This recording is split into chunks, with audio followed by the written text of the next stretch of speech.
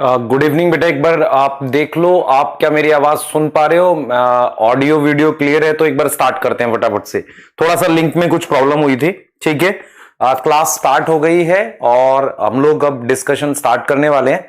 तो क्या आपको मेरी आवाज आ रही है? बताओ जल्दी से बेटा। गुड इवनिंग सबको।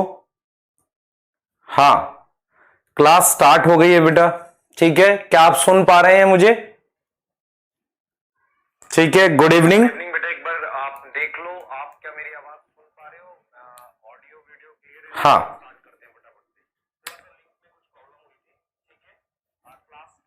ठीक है, गुड इवनिंग। आपने आज काफी पढ़ लिया है और मैंने इवनिंग में आपको पढ़ने के लिए बुला लिया एक्स्ट्रा क्लास में, ठीक है। हाँ, गुड इवनिंग सबको। दो तीन चीजें जो आपके लिए हैं अवेलेबल। एक है नोट्स, हैंड रिटन नोट्स अभी मैं लगवा रहा हूं क्लास में। मैंने ज्यादा लिखा नहीं है, पैकेजिंग तक ही लिखा है, लेकिन कैसा लिखा है आप एक बार देखना, क्या आपके वो काम का है, आपको मैं वो सेंड करूंगा। उसके अलावा दो तीन चीजें हैं मैं जो आपसे डिस्कस करूंगा, फिर हम लोग आपको डाउट बताएंगे। क्या आपको आवाज आ रही है मेरी? लैक ऑफ ऑन फिर से बता दूंगा दोबारा से, ठीक है। चलो अब सुनो 2 मिनट मेरी बात बेटा। देखो मैं सिर्फ ये जानना चाह रहा था आप लोगों में से, जैसे हाँ, लैक ऑपिरॉन एक बार फिर से समझा रहा हूं बेटा आप लोगों के लिए। लैक ऑपिरॉन बिल्कुल समझा रहा हूं, ठीक है। हेल्थ बिल्कुल बढ़िया। गुड इवनिंग सबको, ठीक है। चलिए अब स्टार्ट करते हैं अपना मेन डिस्कशन। बेटा ये डाउट क्लास का दो मेन आपके साथ वो था। एक तो था इंटरेक्शन, जिससे मैं आपको लैक ऑपिरॉन या कोई टॉपिक में डाउट है दोबारा पढ़ा सकूं।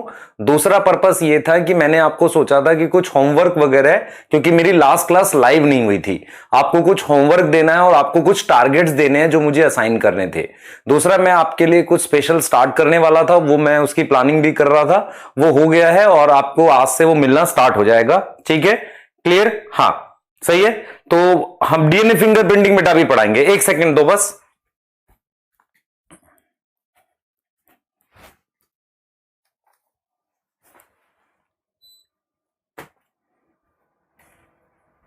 हाँ बेटा देखो, अब मैं यहां से आप लोगों में से मैं ऐसा एक्सपेक्ट कर रहा हूं कि आप में से बहुत सारे बच्चे अब नीट के लिए पढ़ रहे हैं, मतलब नीट के लिए और अपने स्कूल के एग्जाम के लिए पढ़ रहे हैं। तो आपके क्या क्या डाउट्स हैं उनको हम ले लेते हैं एक बार, ठीक है। स्पेशल क्या है वो मैं आपको बता रहा हूं, सुन लो ध्यान से क्या हुआ है।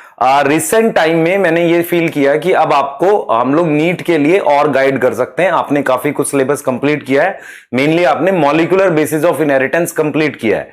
तो उसके बाद का जो टाइम होता है बेटा, वो मैं फील करता हूं कि आप 11-12 दोनों पढ़ सकते हो। तो मैं आपके लिए क्या स्टार्ट कर रहा हूं, सुनना ध्यान से। आपके लिए बेटा हम लोग जो स्टार्ट कर रहे हैं, खासकर मैं अपने लिए, आपके लिए बेटा मैं चैप्टर वाइज अब हैंड रिटन नोट्स लिखने स्टार्ट कर रहा हूं। तो मैं वो आपको हर चैप्टर के दे दूंगा। उसकी जगह या तो आप क्लास नोट्स पढ़ लो या हैंड रिटन पढ़ लो, जो मैं आपको दूं दोनों में से एक रिवाइज करना है। जैसे आप मेरे से पूछो कि सर मैं कितना पढ़ूं कि मेरा सिलेक्शन हो जाए, मतलब आप में से बहुत सारे बच्चे ऐसे हैं जो मेरे से ये पूछेंगे सर आप गारंटी कर लो कि सिलेक्शन हो जाए, हम जितना बोलोगे उतना काम कर लेंगे। आप में से बहुत सारे बेटा ऐसे हैं, ठीक है। तो हाँ, तो कैसे, मतलब कैसे करें इस चीज को? तो सबसे पहले तो मैं आपको एक नोट्स प्रोवाइड कर रहा हूं, जो क्लास नोट्स हो सकते हैं या हैंड रिटन, आपको ये याद करने हैं। उसके अलावा मैं क्या कर रहा हूं बेटा, आपके लिए असाइनमेंट्स प्रिपेयर कर रहा हूं। इसे असाइनमेंट मान लो या किसी प्रकार की एक बुक मान लो, जिसको मैं 3 पार्ट में प्रिपेयर कर रहा हूं। सबसे पहला पार्ट जो मैं आपके लिए स्टार्ट करूंगा वो रहेगा अभ्यास। अभ्यास जो रहेगा बेटा, अभ्यास वाले जो असाइनमेंट रहेंगे उनके क्वेश्चन ज्यादा होंगे, सुन लो ध्यान से। क्वेश्चन ज्यादा होंगे, ठीक है, उनका नंबर ज्यादा होगा, लेकिन वो एनसीईआरटी से होंगे, एनसीईआरटी की लाइनों के क्वेश्चन होंगे।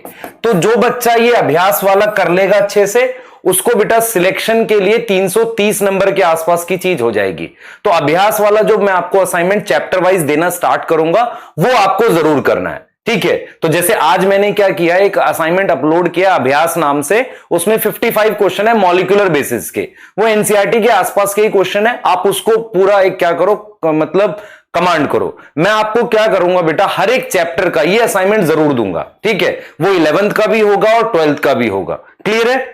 सही है? हाँ, ठीक। दूसरी चीज क्या रहेगी, हम लोग बेटा इसको मतलब हम बोलेंगे कि एक और पार्ट रहेगा जिसको हम बोलेंगे कि हमने क्या कर लिया, अकम्प्लिश कर लिया। मतलब उसका नाम ऐसा कुछ रहेगा असाइनमेंट का, जो थोड़ा सा ट्रिकी क्वेश्चन होंगे, हल्के से, पर होंगे एनसीईआरटी के आसपास के भी, ठीक है।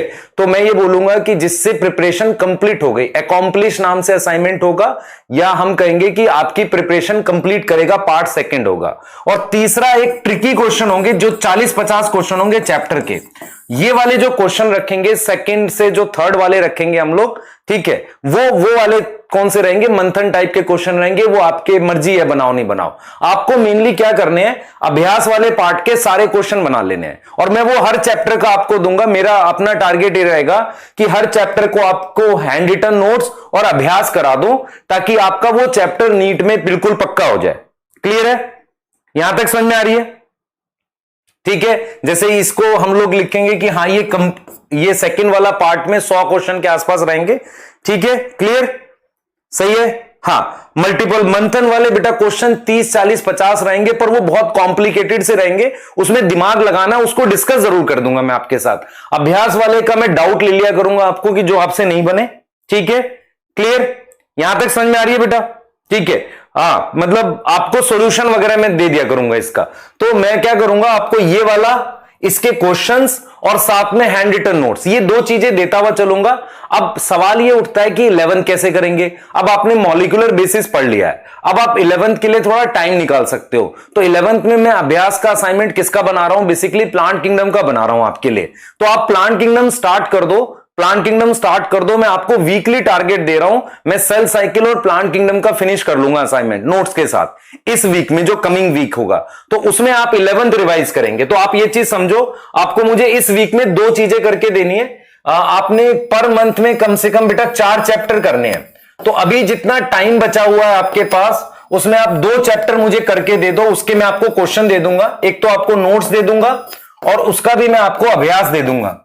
आप ये वाला जो पार्ट कर लोगे, ठीक है, ये वाला पार्ट कर लोगे तो आपका मतलब सिलेक्शन के लिए चीजें कंप्लीट हो जाएंगी। क्लियर है? सही है? यहां तक समझ में आ रहा है बेटा? डीएनए फिंगरप्रिंटिंग और एक बार बायोटेक थोड़ी करा लेने दो दुबे सर को, मैं डीएनए फिंगरप्रिंटिंग करा दूंगा। डीएनए फिंगरप्रिंटिंग और ह्यूमन जीनोम प्रोजेक्ट दोनों करा दूंगा, ठीक है। क्लियर? हाँ, सेल साइकिल और नहीं छूटेगा बेटा 12th। आप में से जो कर सकें वही करेंगे। 11th का रिवाइज वही करेगा जो मतलब करना चाहता होगा। उनको देखने कहां से, लेक्चर मैंने बता दिए थे आपको, पेज सीरीज से देखने। क्वेश्चंस एनसीईआरटी बेस्ड मेरी रिस्पॉन्सिबिलिटी है। अगर आप अभ्यास असाइनमेंट के सारे क्वेश्चन बना लेते हैं तो 100% आपके 330 नंबर आ जाएंगे। आपके अगले नीट तक सारे चैप्टर के मेरी रिस्पॉन्सिबिलिटी आपको देना, ठीक है। क्लियर? हाँ, सारे तरह के बेटा। क्लियर? ये जो पूछ रहा है ना मेरे से AIR1, मैं उसकी पिटाई कर देता अगर मेरे सामने होता तो। AIR1 की बात मत कर बेटा, सिलेक्शन की बात कर अभी हर कोई। मैं AIR1 की कभी बात नहीं करता। बोर्ड्स के लिए बेटा जो, अच्छा एक चीज और, कुछ बच्चे पूछ रहे हैं सर बोर्ड्स के लिए 100% ये काम करेगा बेटा। This will work for board also. Board के लिए मैं सब्जेक्टिव भी आपको दे रखा है हर चैप्टर का, ये काम करेगा बेटा बोर्ड के लिए भी, क्योंकि एनसीईआरटी की लाइनों का है। क्लियर? हाँ, सही है। क्लियर है बेटा? ठीक, सही है। तो चलिए, हमने क्या पढ़ा था, अब डाउट ले लेते हैं। मैंने आपको 1 सेकंड दो बस मुझे।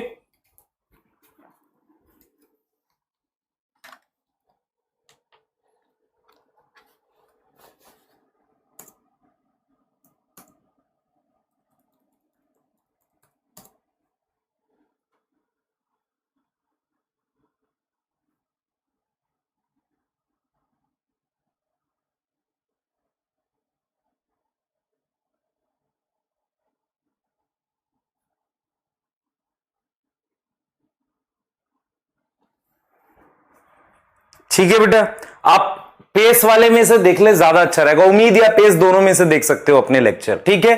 क्लियर है? तो हम लोग क्या करेंगे, 3 पार्ट में इसको कराएंगे आपको। मेरा मेन पर्पस रहेगा कि आप ये वाला जरूर कर ले।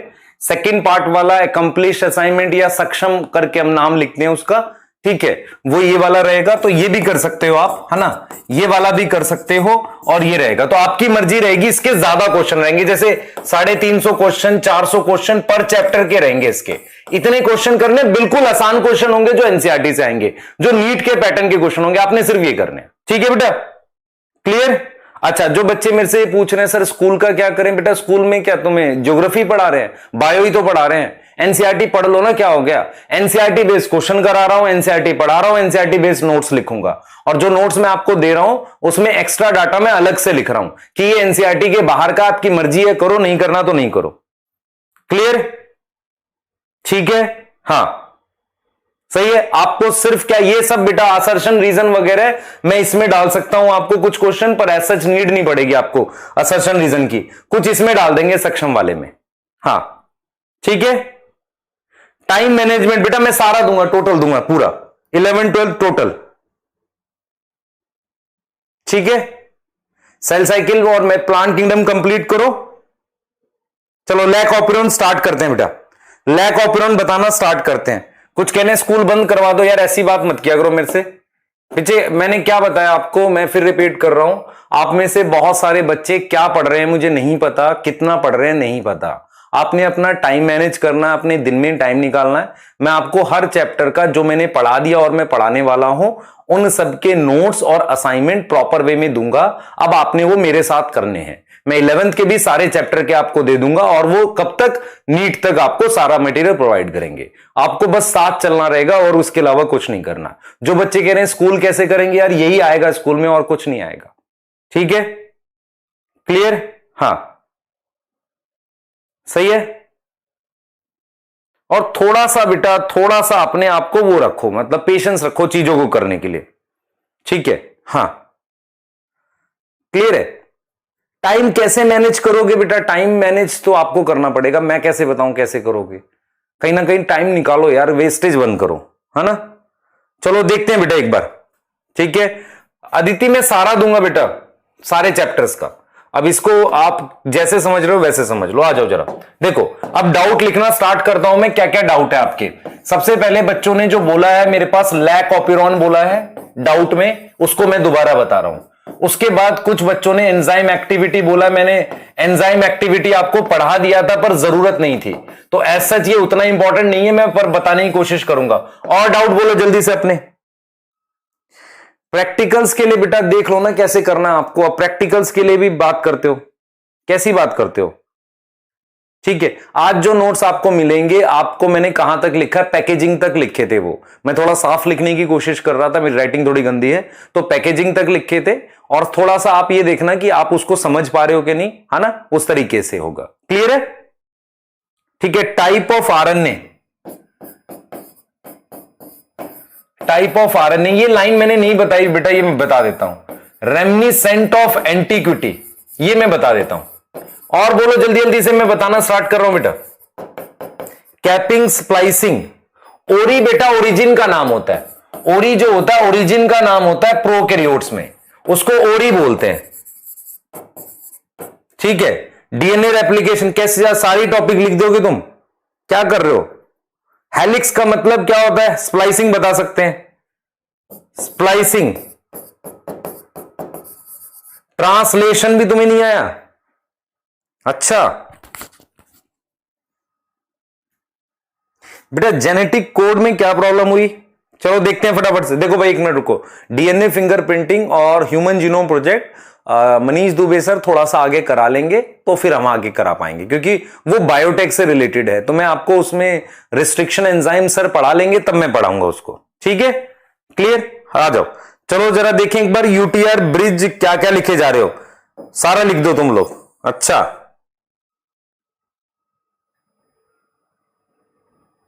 बेटा, मिथाइलेशन ऑफ डीएनए की जरूरत नहीं थी हमें पढ़ने की।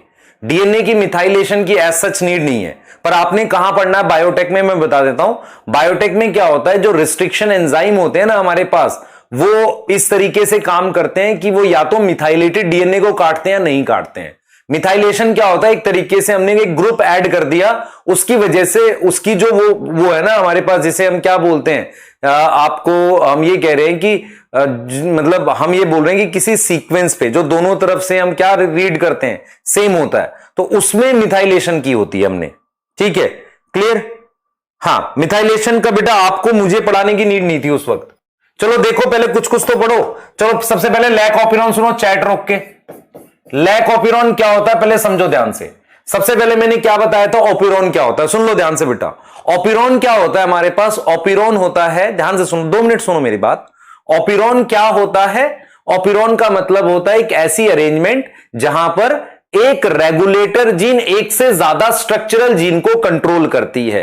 एक रेगुलेटर जीन अगर एक से ज्यादा स्ट्रक्चरल जीन को कंट्रोल करती है तो उसे ओपिरोन बोलते हैं।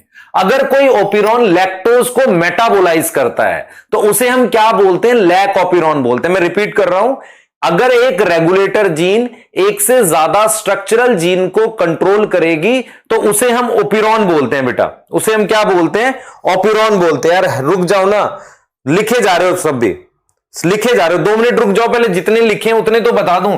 हेलिक्स लिख रहा है एक, बताओ हेलिक्स का मतलब इसे कहते हैं, ये हेलिक्स होता है, ठीक है।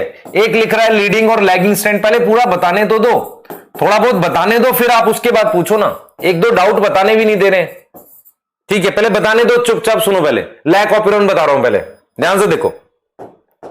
मैंने क्या किया, एक बीकर बनाया, ये देखो मैंने एक बीकर बनाया बेटा। इस बीकर में मैंने क्या करा, ध्यान से सुनोगे बच्चे, मैंने एक बीकर बनाया है, ठीक है। आज आपके पास एक 55 क्वेश्चन का मॉलिक्यूलर जेनेटिक्स का अभ्यास नाम से असाइनमेंट आ चुका है, आप उसे सॉल्व करें, प्योर एनसीईआरटी से है और ज्यादा टॉपिक, 1 या 2 टॉपिक के उतने सारे क्वेश्चन है, टॉपिक वाइज है वो, ठीक है। अब देखो ये बीकर बनाया, इसमें मेरे पास एक बैक्टीरिया है जिसका नाम ई कोलाई है। ई कोलाई बैक्टीरिया को बेटा शुगर चाहिए होती है एनर्जी की फॉर्म में, मतलब उसको एनर्जी के लिए शुगर खानी होती है। शुगर में वो मेनली ग्लूकोज यूज करता है, मेनली क्या यूज करता है, ग्लूकोज यूज करता है। अगर ग्लूकोज एब्सेंट है, अगर ग्लूकोज एब्सेंट है मीडियम में, अगर ग्लूकोज एब्सेंट है मीडियम में तो वो अदर सोर्स यूज कर सकता है, can use other source, can use other source. मैं रिपीट कर रहा हूं फिर से, ध्यान से सुन लो बेटा। मैंने यहां पर ये लिखा है कि ई कोलाई एक बैक्टीरिया है, ई कोलाई बैक्टीरिया मेरे पास मेनली क्या यूज करता है, ग्लूकोज यूज करता है, वो ग्लूकोज खाता है। अगर मीडियम में ग्लूकोज नहीं है तो ई कोलाई दूसरी शुगर यूज कर सकता है, लाइक लैक्टोज। अब आपको लैक्टोज के बारे में पता होना चाहिए। लैक्टोज क्या होती है बेटा, एक शुगर होती है जो मिल्क में मिलती है, जिसमें 2 शुगर आपस में जुड़ी रहती हैं, एक होती है ग्लूकोज और दूसरी होती है गैलेक्टोज। इन दोनों को जोड़ के लैक्टोज बोलते हैं और इनके बीच में जो बॉन्ड होता है उसे ग्लाइकोसिडिक बॉन्ड बोलते हैं। क्या बोलते हैं, ग्लाइकोसिडिक बॉन्ड। एनसीईआरटी ने लैक्टोज का नाम ग्लाइकोसाइड भी रखा है। तो मैं आपको क्या समझा रहा हूं, सुन लो ध्यान से। E coli mainly glucose use करती है, अगर मीडियम में ग्लूकोज नहीं है तो वो लैक्टोज का इस्तेमाल कर सकती है। अब अगली कहानी ये है बेटा, अगली कहानी ये है कि जो लैक्टोज हमारे पास है वो क्या है, 2 शुगर का बना है, ग्लूकोज और गैलेक्टोज का बना है। ऐसी शुगर को हम डायासैकराइड कहते हैं, डाया का मतलब 2। अब मैं आपको यह समझा रहा हूं कि मान लो अगर ई कोलाई एक बैक्टीरिया है, अगर उसको लैक्टोज का इस्तेमाल करना पड़े तो लैक्टोज यूज करने के लिए उसे 3 एंजाइम की आवश्यकता है। अगर ई कोलाई लैक्टोज यूज करना चाहता है तो उसके लिए उसको 3 एंजाइम की जरूरत, 3 एंजाइम की आवश्यकता होती है। अगर 3 एंजाइम वो बना लेता है तो लैक्टोज को यूज कर लेता है। मैं आपको एक चीज बताता हूं, मान लो आपको ये खाना है, ये मान लो मार्कर खाना है, इसके लिए आपकी बॉडी में एक एंजाइम होना चाहिए जिसका नाम मार्केज रख देते हैं। तो अगर आप मार्कर खाओगे तभी तो मार्केज चाहिए। ऐसे ही हम ई कोलाई की बात कर रहे हैं, अगर ई कोलाई को लैक्टोज यूज करना है तो उसको किस एंजाइम की जरूरत पड़ती है, 3 एंजाइम की जरूरत पड़ती है। पहला एंजाइम का नाम हम रखते हैं बीटा गैलेक्टोसाइडेज। बीटा गैलेक्टोसाइडेज का मतलब होता है कि ये एंजाइम लैक्टोज के बीच के इस ग्लाइकोसिडिक बॉन्ड को तोड़ के ग्लूकोज और गैलेक्टोज बनाता है। रिपीट कर रहा हूं, बीटा गैलेक्टोसाइडेज एंजाइम इस लैक्टोज के बीच के ग्लूकोज और गैलेक्टोज को तोड़कर क्या बनाता है, ग्लाइकोसिडिक बॉन्ड बनाता है, ग्लाइकोसिडिक बॉन्ड बनाता है। आप समझ रहे हो मैं इस बात को क्या कह रहा हूं बेटा। तो लैक्टोज, ध्यान से सुनेंगे, लैक्टोज को तोड़ के ग्लूकोज और गैलेक्टोज, ध्यान से समझना इस बात को, ग्लूकोज और गैलेक्टोज को अलग करता है कौन सा एंजाइम, बीटा गैलेक्टोसाइडेज, ताकि ग्लूकोज और लैक्टोज को इस्तेमाल कर सके। दूसरे एंजाइम का नाम है परमीएज। दूसरे एंजाइम का नाम क्या है, परमीएज। अब सुनना ध्यान से मैं क्या बता रहा हूं, देखो मीडियम में normally E coli glucose use करता है, ये ग्लूकोज है। अगर ग्लूकोज नहीं है और मीडियम में मेरे पास लैक्टोज है, लैक्टोज ऐसा होता है, ग्लूकोज और गैलेक्टोज का जुड़ा हुआ मॉलिक्यूल होता है ऐसे। तो अगर मीडियम में मेरे पास लैक्टोज है जो कि 2 शुगर का बना हुआ है, तो क्या करेगा, ई कोलाई इसे यूज कर लेगा। इसको यूज करने के लिए, अंदर ले जाने के लिए उसको एक चैनल की जरूरत पड़ती है। वो चैनल एंजाइम की तरह से होता है, उसका नाम होता है परमिएज। मैं रिपीट करूंगा, परमिएज एक चैनल है जिसकी मदद से ये लैक्टोज अंदर जाता है। परमिएज क्या है, एक चैनल है जिसकी मदद से लैक्टोज अंदर जाता है। बीटा गैलेक्टोसाइडेज इसके बीच का ग्लूकोज और गैलेक्टोज के बीच का, ग्लूकोज और गैलेक्टोज के बीच का बॉन्ड तोड़ेगा। तो और तीसरा एंजाइम है मेरे पास ट्रांस एसिटाइलेज। तो मेरी बात अगर आप समझ पा रहे हो, मैं रिपीट कर देता हूं। मैं ये कह रहा हूं बेटा, मैं कह रहा हूं कि ई कोलाई एक बैक्टीरिया का सेल है जो मेनली ग्लूकोज यूज करता है मीडियम से। अगर मीडियम में ग्लूकोज नहीं है तो उसको क्या इस्तेमाल करना है बेटा, उसको इस्तेमाल करना है लैक्टोज। अगर लैक्टोज है तो लैक्टोज को यूज करने के लिए उसे 3 एंजाइम बनाने पड़ते हैं। मैं इन शॉर्ट याद करता हूं, GPT, galactosidase permease transacetylase याद करता हूं। तो ये तीनों enzyme, GPT, galactosidase permease transacetylase, ये तीनों एंजाइम यूज करते हैं क्या बनाने के लिए, क्या बनाने के लिए यूज करते हैं, ये बनाने के लिए यूज करते हैं क्या बेटा, लैक्टोज को यूज खाने के लिए यूज करते हैं। अब ये तीनों एंजाइम ई कोलाई को कब बनाना चाहिए, जब मीडियम में लैक्टोज हो। अगर मीडियम में लैक्टोज है तो ये 3 एंजाइम बनाने चाहिए। अगर मीडियम में लैक्टोज नहीं है तो ये 3 एंजाइम नहीं बनाने चाहिए। तो लैक ऑपिरॉन एग्जैक्टली क्या है, एक कंट्रोल है, ये दिखाता है कि लैक्टोज की प्रेजेंस में कैसे ये एंजाइम बनते हैं, और लैक्टोज नहीं होता तो ये एंजाइम नहीं बनते हैं। लैक ऑपिरॉन क्या है, डीएनए पर एक ट्रांसक्रिप्शन लेवल का कंट्रोल है जो ये दिखाता है कि अगर मीडियम में लैक्टोज है तो ये 3 एंजाइम बनते हैं, और अगर लैक्टोज नहीं है तो ये 3 एंजाइम नहीं बनते। इतनी बात समझ आ गई, क्लियर? इतनी बात समझ आ गई बेटा। डाइसैकराइड के मतलब क्या होगा बेटा, डाइसैकराइड क्या होता है आपको पता है ना, डाइसैकराइड, डाइसैकराइड का मतलब ग्लूकोज और गैलेक्टोज, जब 2 शुगर जुड़ती हैं तो उसे क्या बोलते हैं, डाइसैकराइड बोलते हैं। क्लियर? अरे समझ आ गई, ठीक है। पहले इतनी बताओ ना, ये बात समझ में आ गई कि नहीं, ये बताओ।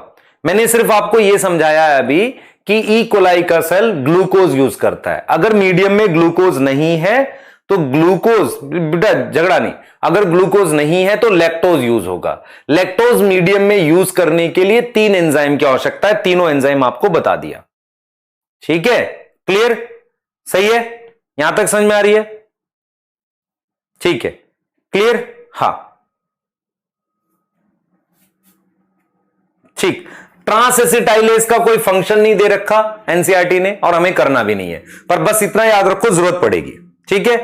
क्लियर? आगे चलते हैं। आगे देखो जरा बेटा, ध्यान से देखो। अब ये सेल के अंदर ऐसा दिखता है लैक ऑपिरॉन, देखो ये डीएनए है, ये डीएनए है, ये लैक ऑपिरॉन जैसा ऐसा दिखता है। इस डीएनए पे आपने पढ़ा है, ट्रांसक्रिप्शन यूनिट पढ़ी हुई है। ट्रांसक्रिप्शन यूनिट में क्या होता है, प्रमोटर होता है, और फिर मेरे पास टर्मिनेटर होता है, और बीच में अगर एक से ज्यादा स्ट्रक्चरल जीन होती है तो उसे पॉलीसिस्ट्रोनिक कंडीशन कहते हैं। तो इस जीन का नाम लैक जेड है, लैक वाई है, और लैक ए है। असल में आपने याद करना है, गैलेक्टोसाइडेज परमिएज ट्रांस एसिटाइलेज वो जेड जीन से बनता है, ठीक है। परमिएज देखो जेड वाई ए, देखो बेटा ध्यान से सुनो, आपको ऐसे याद करना है कि जीन के नाम क्या है, जेड वाई ए, और वो क्या बनाता है, galactosidase permease transacetylase. Z Y A galactosidase permease transacetylase, ये चीज बनाता है। तो आपको ये समझ में आना चाहिए कि ये जीन 3 अलग अलग एमआरएनए बनाते हैं ऐसे, और तीनों अलग अलग एमआरएनए से मेरे पास क्या बनता है, ये मेरे पास क्या बन गया, 3 अलग अलग एंजाइम बन गए। इनका नाम है, देखो लैक जेड जीन से गैलेक्टोसाइडेज एंजाइम बना है, याद रखो इस बात को। लैक वाई से बना है परमिएज, और लैक ए से बना है ट्रांस एसिटाइलेज। ये 3 एंजाइम बने हैं और आपने पढ़ा था बेटा कि इस एंजाइम को बनाने के लिए आरएनए पॉलीमरेज को प्रमोटर रीजन पे बाइंड करना पड़ता है। याद करो, आरएनए पॉलीमरेज जो है उसको किस पर बाइंड करना पड़ता है? आरएनए पॉलीमरेज को प्रमोटर रीजन पे बाइंड करना पड़ता है। तो मैंने आपको क्या सिखाया? मैंने आपको यह सिखाया कि मेरे पास एक पॉलीसिस्ट्रॉनिक ट्रांसक्रिप्शन यूनिट है जहां पर ये प्रमोटर है और ये टर्मिनेटर है। ये 3 जीन है ZYA, galactosidase, permease, transacetylase, 3 enzyme बनाती हैं। आरएनए पॉलीमरेज जो है वो यहां पर लगकर ये प्रोसेस करवाता है। अब मेरे पास एक रेगुलेटर जीन होती है जिसका नाम लैक आई है, रेगुलेटर जीन है। इससे मेरे पास एक एमआरएनए बनता है और उस एमआरएनए से एक प्रोटीन बनती है। इस प्रोटीन का नाम रेगुलेटर प्रोटीन है। क्या नाम है बेटा? रेगुलेटर प्रोटीन है। तो अभी आपको लैक ऑपिरॉन के बारे में समझाऊंगा। Now this is operon, this is what operon is. ध्यान से सुनो बेटा, ध्यान सुनो। मेरी बात रिपीट कर रहा हूं बच्चे। मेरे पास जो ऑपिरॉन होता है सिर्फ प्रोकैरियोट में होता है, यूकैरियोट में नहीं होता। क्लियर? प्रोकैरियोट में होता है। क्लियर? ध्यान से सुनो बेटा। आप क्या कर रहे हो? बातें कर रहे हो, मैं समझा रहा हूं, आप प्लीज बात मत करो, है ना। बातें माना करो टीचर की। मैं आपको क्या समझा रहा हूं, बहुत ध्यान से सुनो। मैंने आपको यह बोला है कि मेरे पास lac Z, lac Y, lac A 3 gene है। ये तीनों जीन का एक कॉमन प्रमोटर है और आरएनए पॉलीमरेज जब भी बनाता है तीनों को साथ बनाता है और ये 3 एंजाइम बनते हैं। ये 3 एंजाइम क्या करते हैं? लैक्टोज यूज करने में मदद करते हैं। मेरे पास ये एक रेगुलेटर प्रोटीन है जो एक जीन से बनी है, lac I. Now what is operon? Operon शब्द का क्या मीनिंग है? What is operon? ऑपिरॉन शब्द का क्या मीनिंग है? ऑपिरॉन का मतलब होता है कि एक रेगुलेटर जीन जब एक से ज्यादा स्ट्रक्चरल जीन को कंट्रोल करती है। फिर रिपीट कर रहा हूं, ध्यान से सुनो। एक रेगुलेटर जीन एक से ज्यादा स्ट्रक्चरल जीन को कंट्रोल करती है, उसे ऑपिरॉन बोल देते हैं। उसे हम क्या बोल देते हैं? ऑपिरॉन बोल देते हैं। ठीक है? क्लियर? ऑपिरॉन बोल देते हैं बेटा। उसे हम क्या बोलते हैं? ऑपिरॉन बोलते हैं। ठीक है? रुक जा बेटा। देखो, अगर आप पूछ रहे हो मेरे से कि ऑपिरॉन यूकैरियोट्स में नहीं क्यों नहीं होता, आप याद करो खुद से। आपको मैंने ये पढ़ाया था ना, यूकैरियोट में मोनोसिस्ट्रॉनिक होती है, तो वहां पर एक रेगुलेटर जीन एक स्ट्रक्चरल जीन को कंट्रोल करती है। ऑपिरॉन का कॉन्सेप्ट प्रोकैरियोट में होता है। अब मैं आपको यह बताने जा रहा हूं कि कैसे लैक ऑपिरॉन कंट्रोल होता है। नाउ दिस ऑपिरॉन इज क्या हो गया? एक रेगुलेटर जीन एक से ज्यादा स्ट्रक्चरल जीन को कंट्रोल करेगी। Now this operon is related to lactose metabolism. ये लैक्टोज को तोड़ने के लिए है, इसलिए इस ऑपिरॉन का नाम लैक ऑपिरॉन है। क्लियर है बेटा? याद आया? याद आया बच्चे? ठीक है, शाबाश। अब आ जाओ जरा 2 केस पढ़ते हैं। केस 1 और केस 2 पढ़ते हैं बेटा। देखो ध्यान से, केस 1 एंड केस 2। ठीक है बच्चे, मुझे हर वीक में मैं आपको अपने जो भी चैप्टर्स रहेंगे, जैसे मैं बता दूंगा, जैसे इस वीक में आज मैं जितना कराता हूं डाउट, आप अभी टेस्ट दोगे संडे को, मैं हो सकता है मंडे, ट्यूसडे, वेडनेसडे में किसी एक दिन फिर से डाउट ले लूं असाइनमेंट भेजने के बाद। तो जितने असाइनमेंट होंगे आप सारे बनाए मेरे कहने से। अभ्यास वाले सारे असाइनमेंट एक एक बच्चा बनाएगा और मुझे मैसेज में लिखकर भेजोगे कि सर मैंने बनाया है। आप टेलीग्राम में मैसेज करो बिल्कुल कि सर हमने आपका कहा हुआ असाइनमेंट काम किया है। ठीक है? आप मेरे बस इतना काम करोगे। ठीक है? आगे चलो। तो मेरे पास क्या है? केस 1 क्या है बेटा? केस 1 क्या है आप समझे ध्यान से। केस 1 क्या रहेगा हमारे पास? केस 1 और केस 2, हम 2 केस की बात करेंगे। अब सुन लो ध्यान से, कैसे बता रहा हूं, ध्यान से देखो बेटा, ध्यान से देखो। केस 1 क्या है? लैक्टोज नहीं है मीडियम में। सुनना ध्यान से, मैंने आपको क्या बोला था? मैंने कहा था कि इन एंजाइम को आप कब बनाना चाहोगे? जब लैक्टोज मीडियम में हो। अगर लैक्टोज मीडियम में नहीं है तो ये एंजाइम नहीं बनने चाहिए। तो केस 1 है लैक्टोज, कंडीशन 1 है लैक्टोज एब्सेंट इन मीडियम। अगर लैक्टोज मीडियम में नहीं है तो no need to synthesize these enzyme. कैसे रोकेंगे? No need to synthesize these enzyme. इन एंजाइम को बनाने की कोई जरूरत नहीं है। इन एंजाइम को बनाने की बेटा हमारे पास कोई जरूरत नहीं है। टेलीग्राम बंद है तो कहीं और कमेंट करो, मेरे इस लेक्चर के नीचे कमेंट करना, मैं देख लूंगा। डाउट्स काम करा? ठीक है, क्लियर? इसी में करना भाई। ठीक है, एक लिख रहा है टेलीग्राम ऑफ है अंकल, वाह सही, तुम सामने होते तो बताता मैं तुम्हें, है ना। हाँ ठीक है। हाँ इधर देखो भाई, case 1 lactose absent in medium. अगर लैक्टोज नहीं है तो एंजाइम नहीं बनना चाहिए, ठीक है, लैक्टोज नहीं है तो एंजाइम नहीं बनना चाहिए। बेटा मैंने कोडोन कितने याद करने थे बताए थे, फोकस करो अब फटाफट से, ठीक है, क्लियर। हाँ बच्चे आज भी एक असाइनमेंट गया आपके पास अभ्यास वाला, आप क्यों परेशान हो रहे हैं, आपको बहुत सारे मिलेंगे।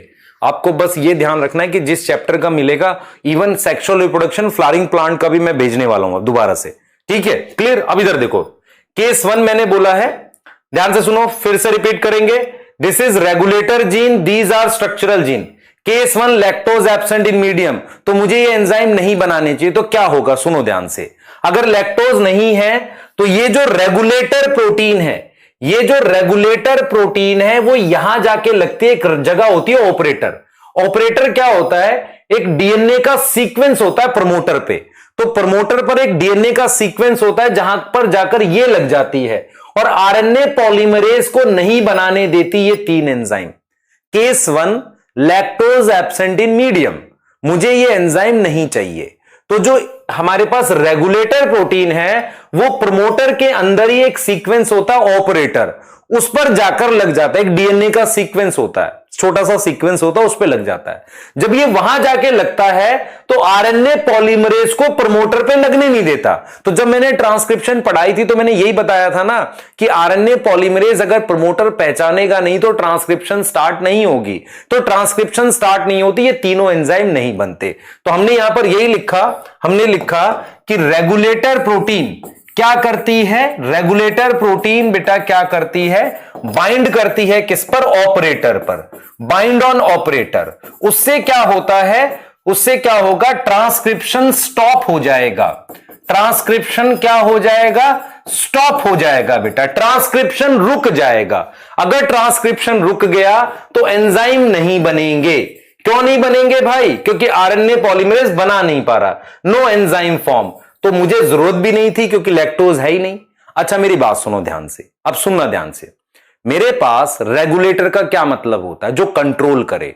अगर कोई किसी को दबाकर कंट्रोल करे, मतलब किसी प्रोसेस को रोक कर कंट्रोल करे, तो उस रेगुलेटर प्रोटीन का नाम रिप्रेसर होता है। रिप्रेस का मतलब होता है सप्रेस करना, दबाना, तो रेगुलेटर प्रोटीन का नाम क्या होता है, रिप्रेसर, वो उसको दबा रहा है, रिप्रेसर।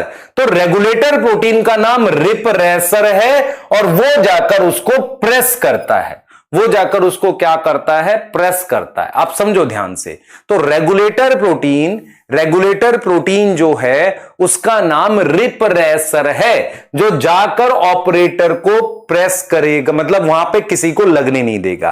अब मुझे एक चीज बताओ, ध्यान से सुनो, रेगुलेटर प्रोटीन किसी चीज को ऑन या ऑफ कर सकती है।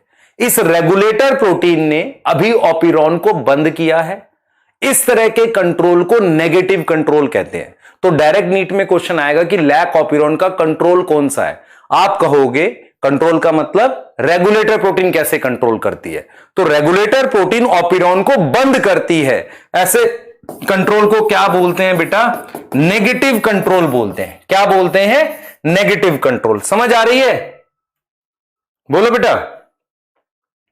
बच्चे अगर कोई किसी को बंद कर रहा है, रोक रहा है, तो नेगेटिव कंट्रोल बोलेंगे और उसको प्रोटीन का नाम रिप्रेसर रखेंगे। शिवांश शुक्ला नेगेटिव, वो न्यूक्लिक एसिड तेरे को आया नहीं अभी तक, लेक्चर देखेगा नहीं तो कैसे आएगा, ठीक है। हां, तो आपसे डायरेक्ट क्वेश्चन आएगा कि लैक ऑपिरॉन कैसा कंट्रोल है, नेगेटिव, क्लियर, ठीक है। हां, यहां तक सही है बच्चे। इसका वन शॉट कराया तो यार यूट्यूब पे, आप समझते ही नहीं हो। इसका वन शॉट देखो ना आप एक बार जाके यूट्यूब पे। हाँ आगे आओ बच्चे, आगे आओ।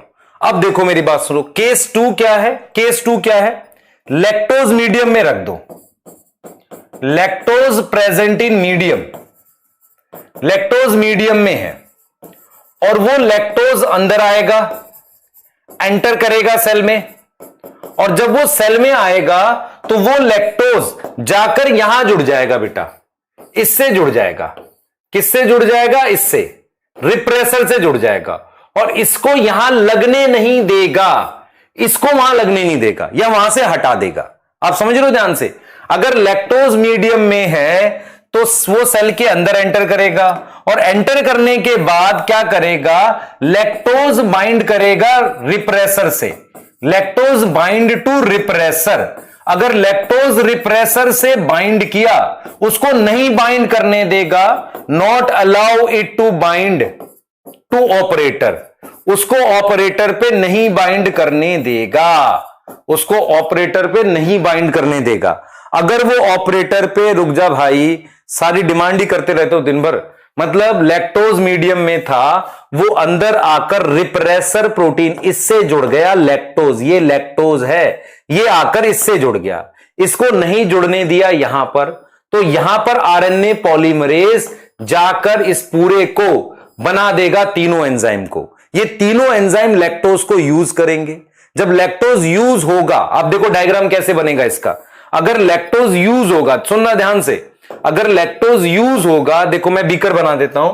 मैं ये बोला कि लैक्टोज मीडियम में डाल दिया आपने, ठीक है, ये ई कोलाई का सेल है, ये लैक्टोज मीडियम में डाल दिया है आपने, लैक्टोज सेल के अंदर चला गया, लैक्टोज कहां चला गया? अंदर आ गया और उसने ऑपिरॉन खोल दिया। ऑपिरॉन क्या करेगा? इस लैक्टोज को यूज करेगा बेटा, इस लैक्टोज को क्या करेगा? यूज करेगा। समझ में आ रहा है?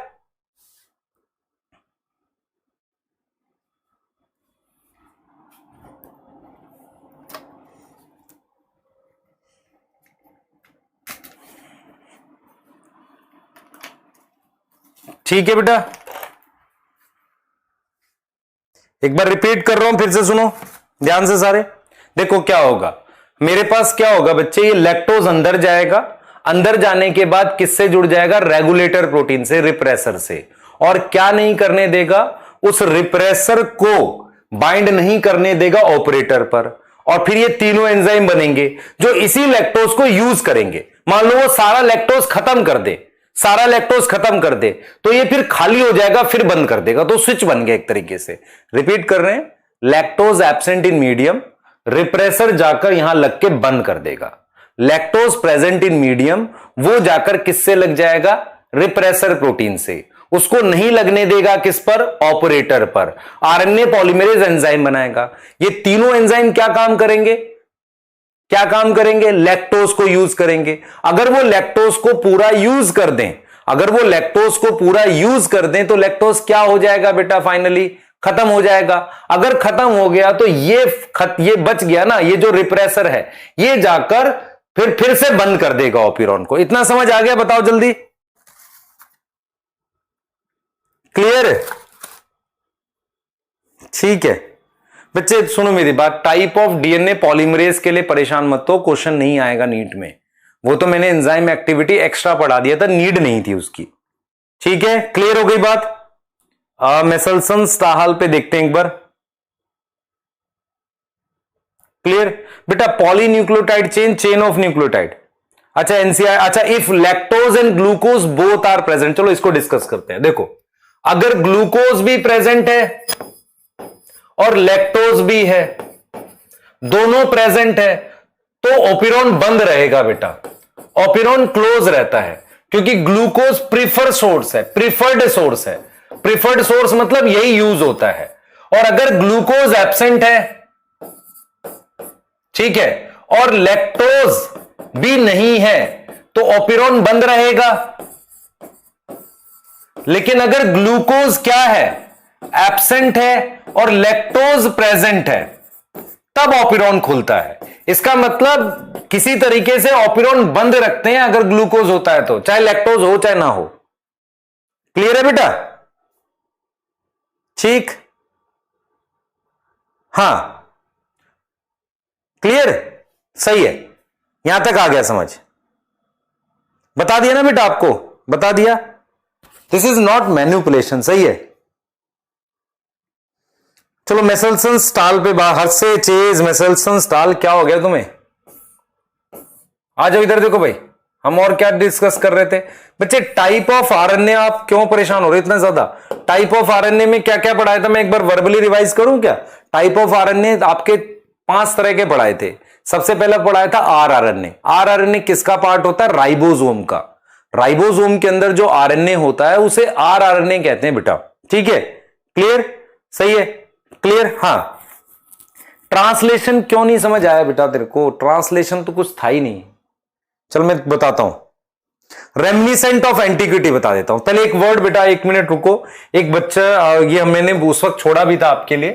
रेमनिसेंट का मतलब होता है, देखो, रेमनिसेंट, रेमनिसेंट का मतलब होता है रिमेनिंग, बचा हुआ, रिमेन्स, बचा हुआ, ऑफ एंटिक्विटी। एंटीक सुना है आपने? एंटीक पुराना, ओल्ड। एनसीईआरटी ने लिखा है कि जो मेरे पास डीएनए होता है, ध्यान से सुनो, डीएनए होता है, उससे जो आरएनए बनता है, उस आरएनए में मेरे पास इंट्रॉन्स हैं। वो इंट्रॉन्स क्यों आ रहे हैं मेरे पास? देखो, इंट्रॉन्स मेरे पास प्रोसेस आरएनए में नहीं है। प्रोसेस आरएनए में सिर्फ एक्सॉन होते हैं। सिर्फ क्या होते हैं मेरे पास? एक्सॉन होते हैं। क्या होते हैं? एक्सॉन होते हैं। तो इंट्रॉन्स नहीं होते। लेकिन इंट्रॉन्स के लिए डीएनए में कोड है, डीएनए हैव कोड। तो एनसीईआरटी ने लिखा है कि डीएनए में अभी भी एक एंशिएंट फीचर है, पुराना फीचर है। क्या फीचर है? कोड फॉर इंट्रॉन्स, क्योंकि प्रोसेस आरएनए में तो है नहीं। तो मुझे मैच्योर आरएनए में जरूरत नहीं है। मैं रिपीट कर रहा हूं, एनसीईआरटी में एक लाइन है जिसमें लिखा हुआ है, presence of introns in DNA is a reminiscent of antiquity. Reminiscent मतलब होता है कि पुराना जो डीएनए था उसमें काफी सारे नॉन कोडिंग रीजन थे। अब वो मेरे पास इसमें नहीं है, एमआरएनए में नहीं है। आप समझो ध्यान से, इसमें प्रोसेस आरएनए में नहीं है। तो हम ये आपको ये समझाने की कोशिश कर रहे हैं, रेमिनिसेंट का मतलब होता है बचा हुआ, एंटिक्विटी का मतलब होता है पुराना फीचर। तो हम आपको ये कह रहे हैं बेटा आपको कि आप अगर ध्यान से देखो, प्रोसेस आरएनए में इंट्रॉन्स नहीं है, लेकिन आपके पास डीएनए में तो कोड है इंट्रॉन्स के लिए। तो कहीं ना कहीं डीएनए में पुराने फीचर का कुछ बचा हुआ, मतलब अवशेष या बची हुई चीजें हैं, उसे रेमिनिसेंट ऑफ एंटिक्विटी कह रहे हैं। क्लियर बच्चे? मैं वन शॉट आपको करा दूंगा, थोड़ा समय देना पड़ेगा आपको। प्रिंसिपल ऑफ इनहेरिटेंस भी कराऊंगा वन शॉट, और आपका वो एक चैप्टर और है ना, सेक्सुअल रिप्रोडक्शन, वो दोनों। ठीक है? हाँ बच्चे, ए साइट पर इसलिए आता अमीनो एसिड क्योंकि उसका नाम ही अमीनो असाइल साइट है यार। पी साइट पर फर्स्ट टाइम आता है बेटा। प्लांट किंगडम आप उम्मीद में से देख लो, समझ आ जाएगा, कोई दिक्कत नहीं होगी। ठीक है, चलो एक बार देखें जरा, आगे देखें। अच्छा, एक चीज बच्चे ने मेरे से डाउट पूछा था, रेगुलेटरी सीक्वेंस और रेगुलेटरी जीन में क्या फर्क है? ध्यान से सुनना बेटा, ये अच्छा डाउट है और ये आना चाहिए आपको doubt. Regulatory gene and regulatory sequence में क्या फर्क है? आप अगर ध्यान से देखो, ऑपरेटर जो है, ऑपरेटर जो मैंने ऑपरेटर लिखा है, ऑपरेटर रेगुलेटरी सीक्वेंस है, और रेगुलेटरी जीन वो है जिससे रिप्रेसर बन रहा है। तो मैंने आपको एक, जब जीन की डेफिनेशन पढ़ाई थी, मैं एक बच्चे का मैसेज भी देखा था बेटा। मैं मैसेज नॉर्मली मैक्सिमम बच्चों के देख लेता हूं, मैं जवाब भले ही नहीं दे रहा हूं उस वक्त आपको, लेकिन मुझे याद रहती है बातें। तो मैं क्या कह रहा हूं, सुनो ध्यान से। हमने एक टॉपिक पढ़ाया था आपको जहां पर जीन की डेफिनेशन पढ़ाई थी। हमने कहा था बहुत सारे ऐसे रेगुलेटरी सीक्वेंस होते हैं जो कोड नहीं करते। उसका एग्जाम्पल है ऑपरेटर। ऑपरेटर किसी भी तरह के एमआरएनए को तो नहीं बना रहा है ना, ऑपरेटर सिर्फ कंट्रोल कर रहा है। लेकिन जो रेगुलेटरी जीन है वो आरएनए भी बना रही है। तो रेगुलेटरी जीन तो जीन है ही, ये रेगुलेटरी सीक्वेंस भी जीन कहलाते हैं, भले ये किसी तरह का कोई एमआरएनए या आरएनए नहीं बना रहे हो। तो ऑपरेटर जैसे सीक्वेंस जिन पर कोई प्रोटीन लगकर कंट्रोल करती है। यदि आपको याद हो, आपने कभी क्लास 11th में लास्ट चैप्टर एंडोक्राइन पढ़ा हो, तो वहां पर स्टीरॉइड हार्मोन जो होते हैं वो अंदर जाकर डीएनए को कंट्रोल करते हैं। वो क्या करते हैं, अपनी किसी चीज के साथ लगकर डीएनए के रेगुलेटरी सीक्वेंस पे बाइंड करते हैं। तो what is difference between regulatory gene और regulatory sequence? They both are gene, but this is making RNA, this is not. ठीक है, इसको भी जीन बोलेंगे। क्लियर? हाँ चलो, मेसेल्सन स्टाल यार, समीम क्या कर रहा है? कितना मेसेल्सन स्टाल? एक समरी बनाता हूं इसकी आपके लिए, कोई दिक्कत नहीं है। हाँ, एक समरी बनाता हूं।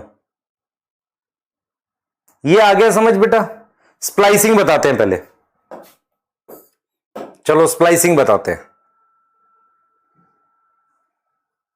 बेटा। इंड्यूसर और लैक्टोज सेम है? आम सेम है। एक्चुअल में क्या है, अगर आप देखो, लैक्टोज ने ऑपिरॉन को ओपन किया है ना, ऑपिरॉन खोला किसने है? लैक्टोज ने खोला है। इसलिए हम लैक्टोज को क्या बोल रहे हैं? इंड्यूसर बोल रहे हैं।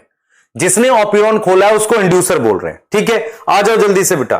पहले एक दो चीजें बता दूं जो बच्चे पूछ रहे हैं। ठीक है, एक अभी क्या पूछा था मैं भूल गया, स्प्लिट जीन था, टाइप ऑफ आरएनए। बेटा चल रुक, पहले स्प्लिट जीन बताऊं और स्प्लाइसिंग बताऊं, दो चीजें बता दूं फिर करते हैं बेटे। सब क्या कोशिश करूंगा बताने की, चिंता मत करो। स्प्लाइसिंग क्या होता है सुन लो ध्यान से। हमने डीएनए से, देखो ध्यान से, मैं डीएनए है ये, डीएनए से मेरे पास जब आरएनए बनता है, जो ताजा ताजा आरएनए बनता है उसे नेसेंट आरएनए कहते हैं। जो एकदम अभी आरएनए बना होता है उसे नेसेंट आरएनए कहते हैं, नेसेंट। तो जो नेसेंट आरएनए बना है उसमें कुछ रीजन ऐसे होते हैं जो फाइनली प्रोटीन के लिए कोड कर सकते हैं। उन्हें हम क्या बोलते हैं? एक्सॉन बोलते हैं। उन्हें हम क्या बोलते हैं? एक्सॉन बोलते हैं। ये एक्सॉन है बेटा। एक्सॉन क्या करते हैं? प्रोटीन के लिए कोड करते हैं। और कुछ ऐसे रीजन होते हैं इंट्रॉन्स, जो प्रोटीन के लिए कोड नहीं करते। ठीक है, हम क्या करते हैं? हम इंट्रॉन्स को हटाना चाहते हैं, तो इंट्रॉन्स को हटाने के लिए हम ऐसे एक्सॉन को क्लोज लाते हैं और इंट्रॉन्स को ऐसे काट के रिमूव कर देते हैं बेटा। एक्सॉन्स को हम ऐसे क्लोज लाते हैं और इंट्रॉन्स को रिमूव करते हैं। मेरी बात सुनो ध्यान से। इंट्रॉन्स को कैसे रिमूव करते हैं? मेरे पास एक आरएनए होता है, एक आरएनए होता है जो ये काम करता है। ठीक है, आरएनए होता है, ठीक। और उस आरएनए के साथ कुछ प्रोटीन होती हैं, इनको मिलाकर हम नाम देते हैं स्नर्प्स। स्नर्प्स नाम देते हैं। तो ये स्नर्प्स क्या है? आरएनए और प्रोटीन मिला के कॉम्प्लेक्स बनता है जो बेसिकली स्प्लाइसिंग करता है। स्प्लाइसिंग का मतलब यहां से इंट्रॉन्स को काट देंगे और एक्सॉन्स को आपस में जोड़ देंगे, तो मेरे पास फाइनली एक आरएनए बन जाएगा जिसमें सिर्फ एक्सॉन्स होंगे। सिर्फ क्या होंगे? एक्सॉन्स। ये 5' होगा, इधर 3' होगा। तो मैंने आपको क्या बताया? मैंने आपको एक चीज पढ़ाई थी बेटा कि all enzymes are protein except some RNA act as catalyst. कौन सा आरएनए कैटलिस्ट की तरह काम करता है? याद करो, अपना दिमाग लगाओ। एक बताया था राइबोसोम में 23S आरएनए। दूसरा एक प्रोसेस होता है जिसे स्प्लाइसिंग कहते हैं, जिनमें हम इंट्रॉन्स काटते हैं। बेटा पहले हम पूरा मैकेनिज्म पढ़ाते थे, बहुत पहले, अब जरूरत नहीं पड़ती है। आपको सिर्फ ये याद रखना है कि इंट्रॉन्स को हटाना और एक्सॉन को जोड़ना स्प्लाइसिंग कहलाता है। स्प्लाइसिंग करने के लिए मुझे आरएनए प्लस एंजाइम की, तो ये आरएनए एज अ कैटलिस्ट काम कर रहा है। तो कहां कहां पर आरएनए कैटलिस्ट की तरह काम करते हैं? एक राइबोसोम के अंदर जो लार्ज सब यूनिट में 23S आरएनए होता है, और अगर 80S राइबोसोम लोगे तो उसमें 28S आरएनए, वो एज अ एंजाइम काम करता है, जिसे हम क्या बोलते हैं? राइबोजाइम। ये भी एज अ राइबोजाइम कहलाता है। ठीक है, तो इसके लिए हम वर्ड यूज करते हैं स्नर्व्स। क्लियर? हाँ बच्चे, यार आप संकेत, आपने मेरी बात सुनी नहीं थी ध्यान से। मैंने बोला ह्यूमन जीनोम प्रोजेक्ट और डीएनए फिंगरप्रिंटिंग, सर आपको रिस्ट्रिक्शन एंजाइम पढ़ा लेंगे, पैलिंड्रोम वगैरह पढ़ा लेंगे, तब मैं बताऊंगा। ठीक है, what is palindrome? Which read same in 5' to 3' direction on both strand, है ना? क्लियर है? हाँ, पेप्टिडाइल ट्रांसफरेज बेटा, उस 23S आरएनए का नाम ही पेप्टिडाइल ट्रांसफरेज है। ठीक है, अच्छा। ट्रिप्टोफान ओपिरॉन बेटा नहीं पढ़ना, सिलेबस में नहीं है। पहले आते थे क्वेश्चन, अब नहीं आएंगे। चार्जिंग ऑफ टीआर, अच्छा स्नब्स की फुल फॉर्म है, देखो एस से है स्मॉल, एनयू से है nucleo, small nucleo ribo protein, R से है राइबो, मतलब आरएनए के साथ प्रोटीन्स, ये नाम है बेटा। ठीक है, हाँ क्लियर? क्लियर, बहुत सही। ठीक है, अच्छा चलो डेसिफरिंग, अच्छा स्प्लिट जीन क्या होता है सुन लो ध्यान से। आप देखो, कुछ बच्चों को स्प्लिट जीन के बारे में नहीं पता और ये अच्छा क्वेश्चन आता है। देखो एक साल नीट में क्या क्वेश्चन आया था, क्वेश्चन ये आया था, ऐसा कुछ आ गया था कि split gene is absent in A rice, B yeast, C E coli और डी मैंने यहां पर लिख दिया, मान लो कोई और नाम लिख देते हैं, मैं लिख देता हूं मान लो पाइनस, ऐसा कुछ आ जाए तो आप क्या मार्क करोगे? आप मार्क करोगे बैक्टीरिया। आपको क्या समझना है कि डीएनए मेरे पास है, इस डीएनए में अगर आप ध्यान से देखो एक्सॉन के लिए कोड है, एक्सॉन के लिए कोड है और एक्सॉन के लिए कोड है, इसके अलावा इसमें इंट्रॉन के लिए भी कोड है। तो अगर मैं ध्यान से देखूं प्रोटीन तो तभी बनेगी जब एक्सॉन आपस में जुड़ चुके होंगे। तो इसका मतलब यह हुआ कि अगर आप डीएनए पर ध्यान से देखें, यह है तो पूरी जीन, अगर आप ध्यान से देखो डीएनए कंप्लीट जीन है, लेकिन इस पर नॉन कोडिंग रीजन भी तो है। नॉन कोडिंग का मतलब होता है ये वो नॉन कोडिंग नहीं है कि आरएनए नहीं बनाएगा, ये वो नॉन कोडिंग है जो इंट्रॉन्स बनाता है। तो कहीं ना कहीं जीन बीच में से कटी हुई है, कोडिंग और नॉन कोडिंग की वजह से जीन बीच में से कटी नहीं हुई है, जिसमें नॉन कोडिंग रीजन भी है इंट्रॉन्स के लिए डीएनए में, ऐसी जीन को स्प्लिट जीन कहते हैं। और इसका जो आंसर आएगा वो ई कोलाई आएगा, क्योंकि बैक्टीरिया में इंट्रॉन्स नहीं होते। तो आपको ऐसे क्वेश्चन के लिए तैयार रहना है, ठीक है। रेप्लिकॉन बेटा क्या होता है? रेप्लिकॉन होता है एक ऐसा सेगमेंट जहां independent event of DNA replication होती है, उसे रेप्लिकॉन कहते हैं। उसे हम क्या कहते हैं? रेप्लिकॉन कहते हैं। जैसे मान लो मैंने ये डीएनए बना दिया, ये पूरा डीएनए बना दिया, मैं आपको यह समझाने की कोशिश कर रहा हूं बेटा, nature believe in division of labour. Nature किस पे काम बिलीव करती है? काम के बंटवारे पे। तो हम ये कहते हैं कि डीएनए के छोटे छोटे सेगमेंट जहां independent event of DNA replication होती है उन्हें रेप्लिकॉन कहते हैं। उसे हम क्या बोलते हैं? रेप्लिकॉन कहते हैं। मैं आपसे आज एक बात पूछता हूं, मान लो आपको कोई घर बनवाना है, बिल्डिंग बनवानी है, तो दो तरीके हैं। आप आज के दिन 50 उनको लगाओ जो बिल्डिंग बनाते हैं और एक ही दिन में बिल्डिंग बनवा लो, या आप क्या करो, 2 लोगों को हायर करो, वो 20 दिन तक काम करेंगे और बिल्डिंग बनाएंगे। तो वो ज्यादा ठीक है ना कि धीरे धीरे काम करके वो खत्म करेंगे। ऐसे ही ये डीएनए को रेप्लिकेट करना है, तो मैं ऐसा करूं कि 50 एंजाइम लगा के सारे सेगमेंट को एक साथ रेप्लिकेट कर दूं, पर अगले दिन वो 50 के 50 एंजाइम बेकार है ना। लेकिन अगर मैं 5 एंजाइम लगाऊं, कुछ इस पे काम कर रहे हो, फिर कुछ आगे फिर काम करेंगे दूसरे सेगमेंट पे, तो ऐसे करते करते फिर वो एंजाइम बार बार यूज हो पाएगा ना। तो नेचर एफिशिएंसी पे काम करती है बेटा, ठीक है। सीडीएनए बता देता हूं, सीडीएनए आपका बायोटेक में आएगा बेटा। सीडीएनए बता देता हूं बेटा। सतोबिका तेरे को हर से चीज आया क्यों नहीं? हां, स्प्लिट जीन सिर्फ यूकैरियोट में होती है बेटा, स्प्लिट जीन सिर्फ यूकैरियोट में होती है।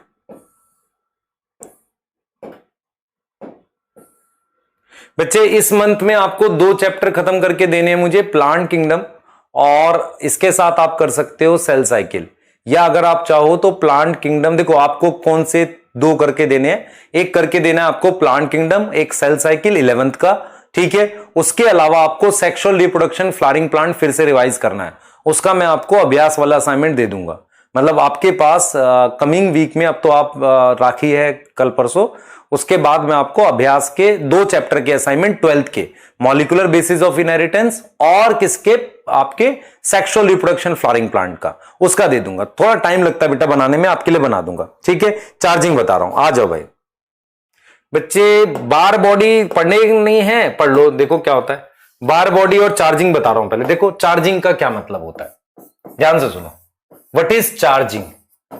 Charging of tRNA. अगर आप ध्यान से देखो, आपको मैंने पढ़ाया था कि टीआरएनए का functional structure inverted L shape होता है, ऐसा। This is functional structure. इसका ये शुगर का 3' एंड होता है, याद है आपको, शुगर पे 3' एंड होता है। अगर मैं इस पोजीशन पर अमीनो एसिड जोड़ दूं, यहां पर क्या जोड़ दूं? अमीनो एसिड जोड़ दूं, तो अमीनो एसिड जुड़ने के बाद ये टीआरएनए चार्ज टीआरएनए कहलाता है। ये टीआरएनए क्या कहलाता है? Charge tRNA. इसके 3' एंड पर अमीनो एसिड जुड़ गया।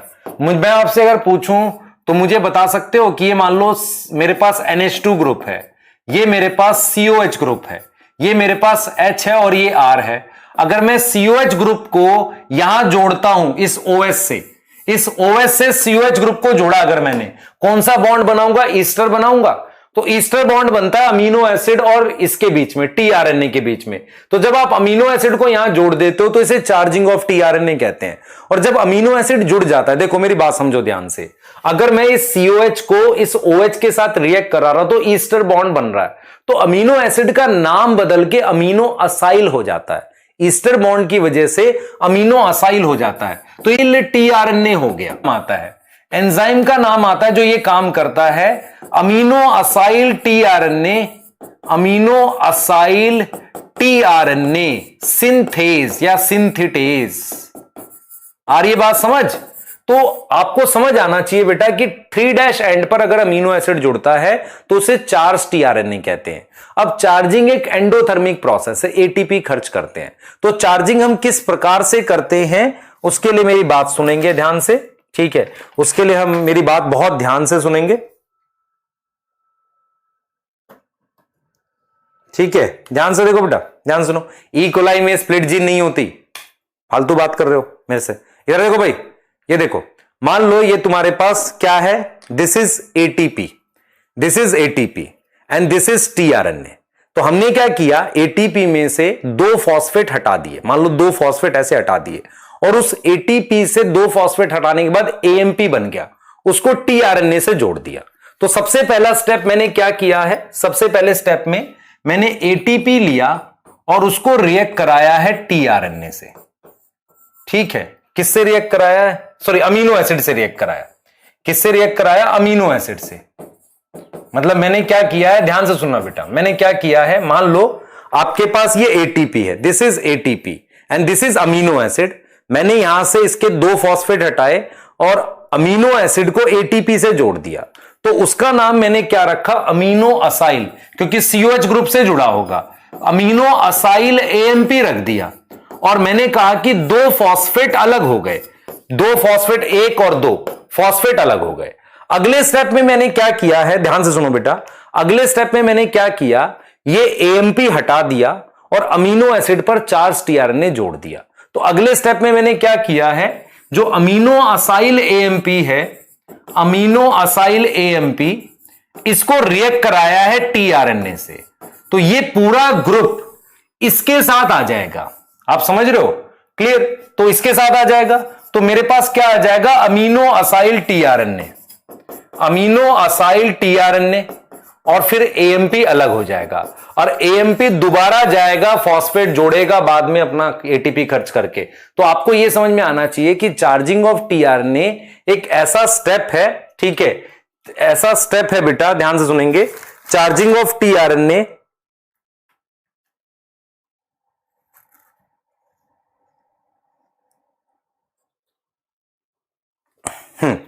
चार्जिंग ऑफ tRNA एक ऐसा स्टेप है, एक सेकंड देंगे मुझे। चार्जिंग ऑफ tRNA एक ऐसा स्टेप है हमारे पास जिसमें बेसिकली क्या होता है, tRNA पर हम कैसे मूव करते हैं देख लो। हम पहले क्या जोड़ते हैं, अमीनो एसिड जोड़ते हैं यहां पर, ठीक है? और उसके बाद हमने क्या किया है, अमीनो एसिड यहां जोड़ दिया, और उसके बाद देखो कैसे किया हमने, सबसे पहले एटीपी को रिएक्ट किया है किससे, अमीनो एसिड से, फिर मैंने अमीनो असाइल AMP बना लिया, और फिर 2 फॉस्फेट अलग हो गए, फिर ये अमीनो असाइल AMP ग्रुप अलग कर दिया। तो होता क्या है बेटा, एक्चुअल में क्या था, उस बॉन्ड में एनर्जी थी। जब मैंने तोड़ा ना, AMP जोड़ा, जैसे मैंने AMP इसके साथ जोड़ा, तो इस बॉन्ड में एनर्जी है, उस बॉन्ड की एनर्जी से मैंने tRNA जोड़ दिया, ऐसा काम किया।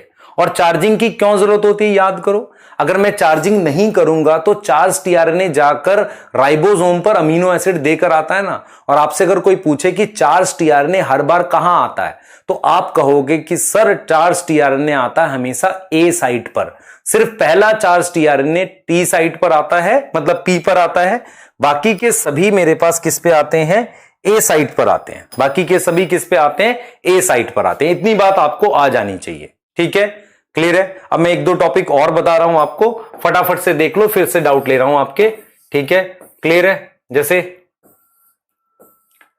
जो बच्चे लेट जुड़े हैं, मैं उनके लिए कुछ चीजें रिवाइज कर दूं, बता दूं मैं आपके लिए कैसे रिवाइज करने वाला हूं, और मैं नहीं करने वाला हूं, आप करोगे। जो बाद में लेट जुड़े हैं उनके लिए बता देता हूं बेटा, आप लोगों के साथ हम कैसे मूव कर रहे हैं। आपको वीकली टारगेट दे रहा हूं। इस वीक का target molecular basis of inheritance और एक चैप्टर है प्लांट किंगडम। ये इस वीक का मतलब जो आएगा वीक उसका टारगेट है। उसमें आप क्या करेंगे, उसमें आप जो 11th नहीं करना चाहता, सिर्फ 12th बोर्ड्स के लिए पढ़ रहा है, वो पढ़ सकता है। आप मॉलिक्यूलर बेसिस ऑफ इनहेरिटेंस पूरा एनसीईआरटी से पढ़ेंगे ढंग से, नोट्स रिवाइज करेंगे। मैं हैंड रिटन नोट्स कुछ पार्ट आज दे रहा हूं, कुछ आपको 1-2 दिन में दे दूंगा। उसके साथ आपको मैं एक असाइनमेंट दे रहा हूं आज 55 क्वेश्चन का, जो स्टार्टिंग के पार्ट का है। ऐसे करते करते मैं आपको 4-5 असाइनमेंट दूंगा अभ्यास के, जिसके टोटल लगभग 300-350 क्वेश्चन, 400 क्वेश्चन तक हो जाएंगे और वो पूरे चैप्टर को कवर करेगा। अगर आप वो असाइनमेंट ध्यान से बनाते हैं, सोचकर समझकर, तो आपको वो चैप्टर आ जाएगा। फिर लेवल उठाने के लिए एक असाइनमेंट और देंगे जिसे सक्षम बोलेंगे। तो एक अभ्यास देंगे, फिर सक्षम देंगे और लास्ट में मंथन देंगे। मंथन इन द सेंस की सोचने वाला रहेगा, वो केवीपीवाई वाले जैसे पेपर के लिए हेल्प करेगा।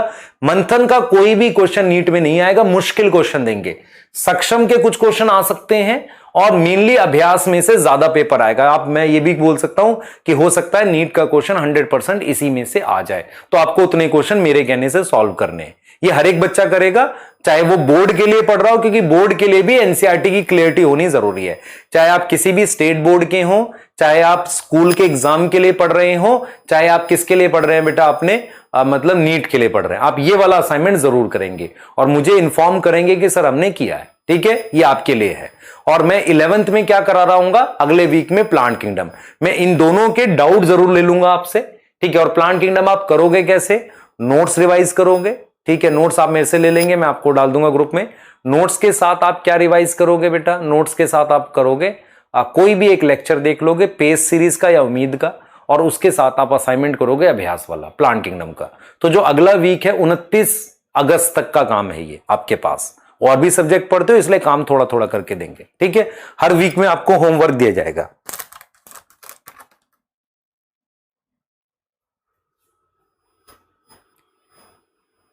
क्लियर है बेटा? ठीक है, चलिए फटाफट से देखते हैं एक बार। चलो अगला देखते हैं बेटा। आपने कौन और से डाउट पूछे थे बच्चे? किसी को ओरी का मतलब नहीं समझ में आया? आप अगर ओरी नहीं समझ पा रहे तो सुन लो ध्यान से। एनसीईआरटी में एक लाइन है, उसको मैं बता देता हूं। देखो मेरे पास ये सेल है, इस सेल में मेरे पास ये डीएनए है।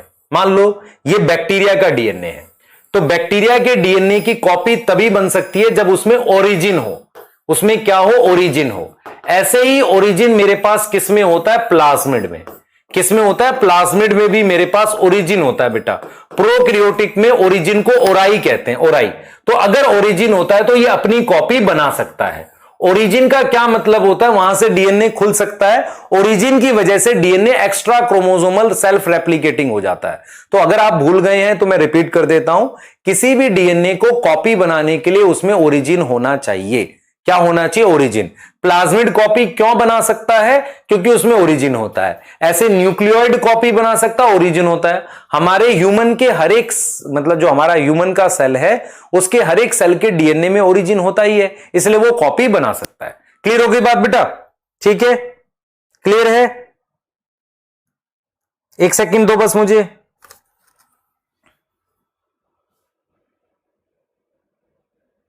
एक सेकंड दो बेटा, असल में फोन ऑफ हो गया था जिसमें मैं आपके कमेंट्स देखता हूं। एक सेकंड दो, मैं एक बार देख लूं।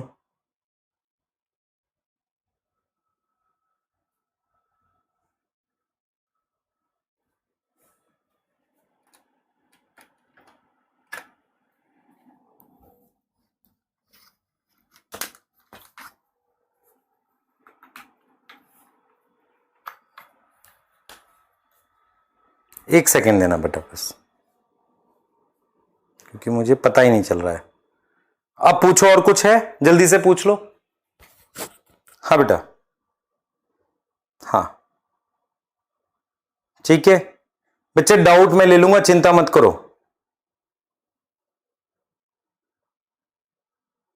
बच्चे डाउट मैं ले लूंगा, टेंशन मत लो डाउट की आप। ठीक है, डाउट मैं अपने आप ले लूंगा। ठीक है, हाउसकीपिंग जीन क्या होती है मैं आपको एक चीज बताता हूं। एक बच्चे ने पूछा हाउसकीपिंग जीन, मैं आपको ये बताता हूं। देखो मैं आपसे पूछता हूं कि क्या सारी जीन को कंट्रोल करना चाहिए? जैसे मैं आपसे पूछता हूं क्या आपके घर में सारे स्विच हैं जिनको ऑन ऑफ करते हैं, या कुछ ऐसे भी होते हैं जिनको परमानेंटली ऑन रखा जाता है। जैसे फॉर एग्जांपल आपके घर में जो वो वाला स्विच है जिससे इलेक्ट्रिसिटी उसमें जाती है, घर की डोर बेल में जाती है, क्या उसको ऑफ करते हैं? नहीं। तो मेरे पास बहुत सारी ऐसी जीन होती है जिसको परमानेंटली ऑन रखना पड़ता है, उसे कभी ऑफ नहीं करते। ऐसी जीन को हाउस कीपिंग जीन कहते हैं, उन्हें कभी कंट्रोल नहीं किया जाता। ठीक है बेटा, क्लियर? हाँ, हिस्टोन ऑक्टामर पता होना चाहिए बच्चे, हिस्टोन ऑक्टामर तो पता होना चाहिए। अच्छा, बीड्स ऑन स्ट्रिंग का मतलब मैं उस शायद मैंने मिस किया हो, आपके पास ऑक्टामर पे, ये ऑक्टामर है, ऑक्टामर का मतलब 8 हिस्टोन, इस पर अगर ऐसे धागा लगा हुआ है, कौन सा धागा लगा हुआ है? डीएनए। तो डीएनए और ये ऑक्टामर, इसे बीड्स ऑन स्ट्रिंग कह रहे हैं। बीड्स ऑन स्ट्रिंग का मतलब मोती लगा होना, बीड्स का मतलब मोती हो गया, स्ट्रिंग का मतलब डीएनए हो गया। और ये किससे दिखता है? इलेक्ट्रॉन माइक्रोस्कोप से दिखता है बेटा, नॉर्मल आई से नहीं दिखता, ये इलेक्ट्रॉन माइक्रोस्कोप से दिखता है। एलियन डीएनए, फॉरेन डीएनए को कहते हैं बेटा। ठीक है, डेसिफरिंग की जरूरत है। अच्छा, हेट्रोक्रोमेटिन सुन लो ध्यान से, मैं आपको एक बार दिखा देता हूं। देखो, एक बार फोकस करो मेरे कहने से। देखो बेटा, मेरे पास हेट्रोक्रोमेटिन क्या होता है, ध्यान से सुनोगे।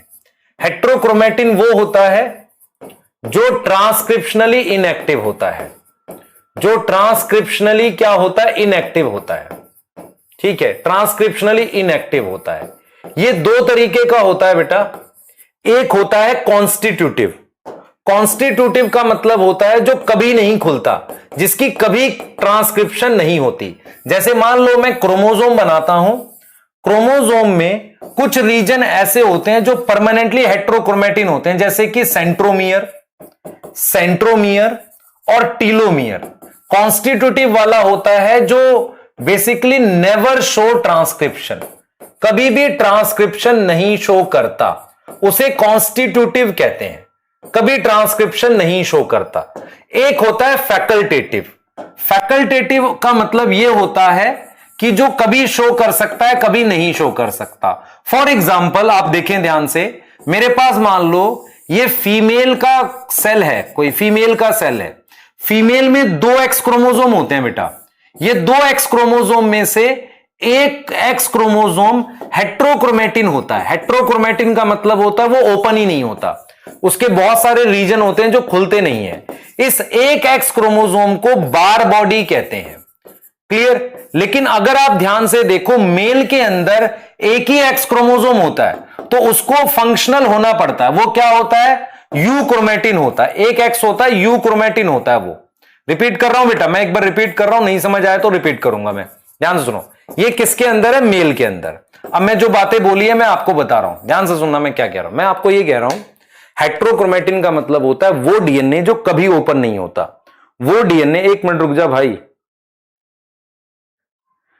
अरे रुक जा भाई एक मिनट।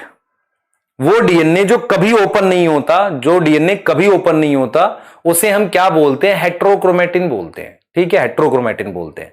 हेट्रोक्रोमेटिन 2 तरह का होता है। एक होता है कॉन्स्टिट्यूटिव, जो कभी भी किसी भी सेल में आरएनए बनाता ही नहीं है, उसे कॉन्स्टिट्यूटिव कहते हैं। वो कहां पर होता है? सेंट्रोमियर और टीलोमियर रीजन पे होता है। एक हेट्रोक्रोमेटिन वो होता है जो एक्स क्रोमोसोम होता है। फीमेल में 2 एक्स क्रोमोसोम में से एक जो होता है परमानेंटली कंडेंस रह जाता है, उसे हम बार बॉडी कहते हैं।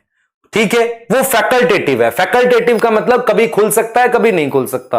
अब यहां देखो बेटा, मेल में, ध्यान से सुने, मेल में मेरे पास एक वाई क्रोमोसोम है और एक एक्स है। मान लो ये एक्स क्रोमोसोम मेल में चले जाए अगली जनरेशन में, क्योंकि आपने पढ़ा है ना कि सन के अंदर एक्स क्रोमोसोम कहां से आता है? मदर से आता है। तो यही एक्स क्रोमोसोम जो यहां बंद था, मेल में जाकर उसको ट्रांसक्रिप्शन करनी पड़ेगी। तो हम यही चीज आपको बोलते हैं कि हेट्रोक्रोमेटिन जो होता है 2 तरह का होता है। कॉन्स्टिट्यूटिव जो कभी नहीं खुलता, कभी नहीं खुलने का मतलब क्या है? गिवन सेल साइकिल में कभी आरएनए नहीं बनाता। एक होता है फैकल्टेटिव, जो एक जनरेशन में हो सकता है कभी नहीं खुल रहा हो, लेकिन अगली जनरेशन में अगर चला गया मेल में तो वो खुलेगा, क्योंकि एक ही एक्स क्रोमोसोम होता है, उसे हम कहते हैं फैकल्टेटिव। क्लियर है? रूपम क्यों शकल बना रहा है भाई? डेसिफरिंग, समीम तू उल्टे सीधे डाउट पूछ रहा है। डेसिफरिंग मैंने कितने आराम आराम से समझाया था। डेसिफरिंग का मतलब होता है, देख मेरी बात समझ ध्यान से, डीएनए में एक इंफॉर्मेशन है, उस इंफॉर्मेशन से प्रोटीन कैसे बनेगी, एक तरीके का कोड है, उस कोड को डीकोड करने का तरीका जो था उसे डेसिफरिंग कहते हैं। क्लियर? अमित पाल, म्यूटेशन बच्चे सिस ट्रांस के क्वेश्चन मैं करा दूंगा आपको कभी ना कभी, पर एज सच बहुत इंपॉर्टेंट नहीं है। आप नीट का पेपर आने दो, मैं आपको पेपर दिखाऊंगा एनसीईआरटी की किस किस लाइन से आ रखा है। ठीक है, कोई एनसीईआरटी की चीज छूटेगी मैं उसको ज्यादा मतलब उससे बोल रहा हूं। ठीक है, Hershey Chase experiment common doubt है? अच्छा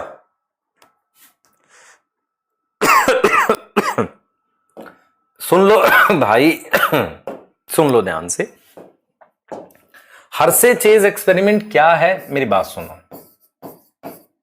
हर्षे एंड चेज ये दो लोग थे जिन्होंने एक्सपेरिमेंट किया था किस पे, ये प्रूव किया था कि डीएनए जेनेटिक मटेरियल ना, डीएनए जेनेटिक मटेरियल है, ये प्रूव किया था। अब मेरी बातें अगर ध्यान से सुनोगे तो आपको बातें समझ आएंगी। मैं आपको क्लियर कुछ चीजें बोल रहा हूं, अपने आसपास उल्टा सीधा चीजें जो भी आप सोशल मीडिया पे टाइम वेस्ट करते हो उनको बंद करो मेरे कहने से। पढ़ाई पे ज्यादा से ज्यादा समय लगाओ। फोन के पास तभी रहा करो जब क्लास को आपको देखना है, क्लियर है, या कोई काम करना है, नहीं तो फोन पास मत रखा करो। पढ़ाई का एक फिक्स करो टाइम, ठीक है। जो काम दे दिया वीक में खत्म करो। ईमानदारी से 5-6 महीने 7 महीने जो बोलूंगा करोगे तो आपके उतने मार्क्स जरूर आ जाएंगे कि जिससे बायो से सिलेक्शन नहीं रुकेगा, ठीक है, और आपका सिलेक्शन हो सकता है। तो आप अगर ईमानदारी से बातें मानोगे तभी होगा। तो जितना काम दे रहा हो उतना करो, ज्यादा एक्सेस मत करो, ठीक है, क्लियर? हाँ बेटा, बहुत कंफ्यूजन कैसे है देखना चैप्टर को, कहां से देखेगा, वन शॉट देख ले एक बार, ठीक है। हाँ सी डीएनए बता देता हूं बेटा,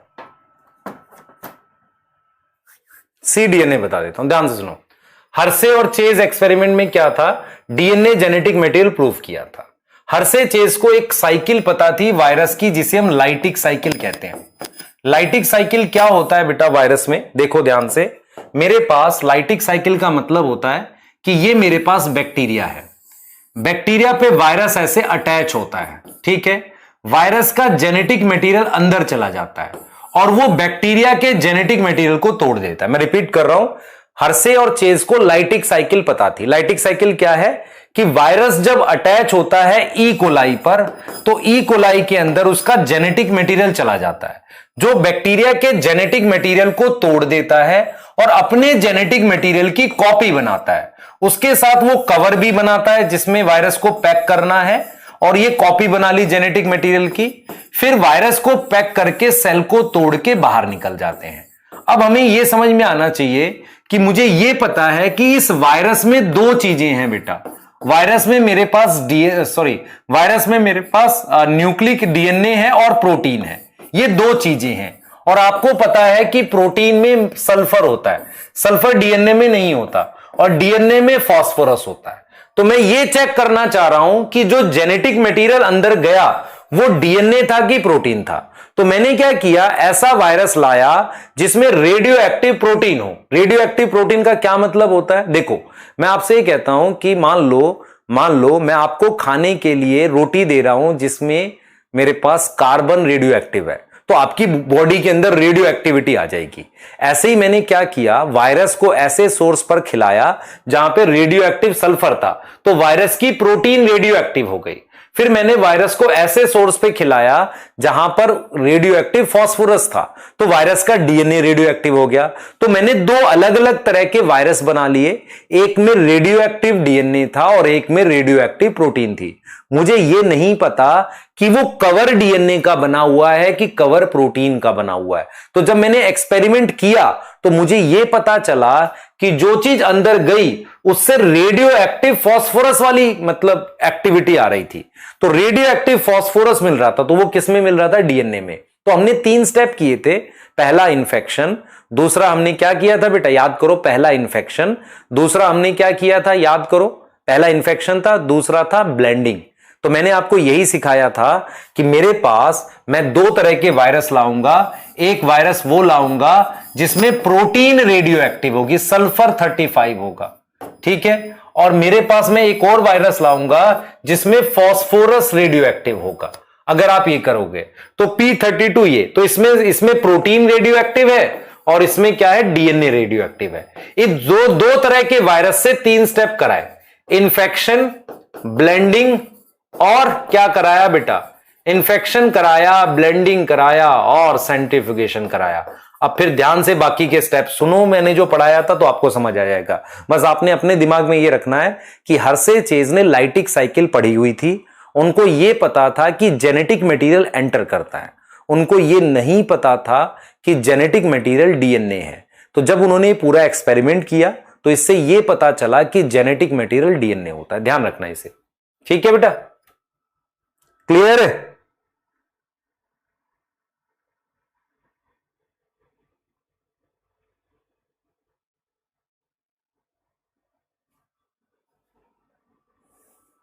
क्लियर, ठीक है। हाँ, सेंट्रीफ्यूगेशन ध्यान रखेंगे। सेंट्रीफ्यूगेशन क्या होता है बच्चे, एक ऐसा प्रोसेस होता है जिसमें टेस्ट ट्यूब को ऐसे घुमाते हैं, सेंट्रीफ्यूगल फोर्स लगती है, हैवी चीज नीचे आ जाती है।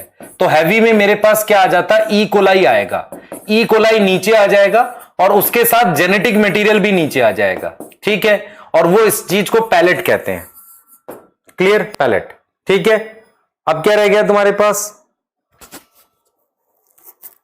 हाँ अब क्या रह गया,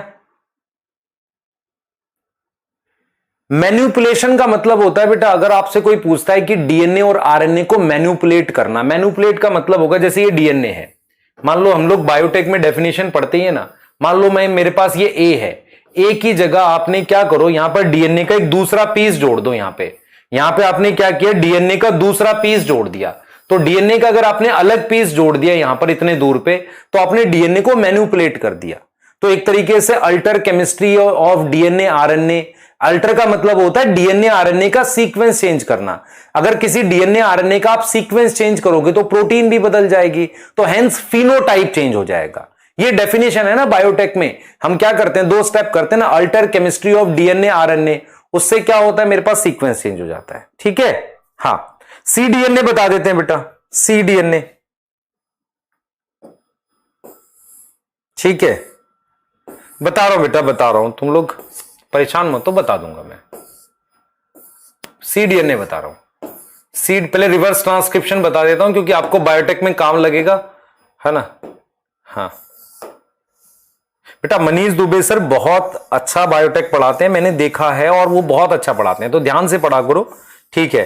कुछ कुछ चीजें आप रिलेट कर पाओगे, जो नहीं रिलेट कर पाओगे उसमें मैं भी हेल्प करूंगा, पर सर सच में बहुत ही अच्छा पढ़ाते हैं, हमने देखा बेटा। देखो अब मैं बता रहा हूं आपको सीडीएनए क्या होता है। सीडीएनए क्या होता है समझना ध्यान से, सीडीएनए को कहते हैं कॉम्प्लीमेंट्री डीएनए, कॉम्प्लीमेंट्री डीएनए कहते हैं। ध्यान से सुनो, मैं जो बता रहा हूं आपके पास, ये मेरे पास डीएनए है, दिस इज डीएनए। इस डीएनए में से जो नेसेंट आरएनए बनता है उसमें मेरे पास इंट्रॉन्स और एक्सॉन दोनों होते हैं। अगर ये जो आरएनए बना है इसमें मेरे पास एक्सॉन भी होते हैं, एक्सॉन भी होते हैं और इंट्रॉन्स भी होते हैं, ये इंट्रॉन्स हैं।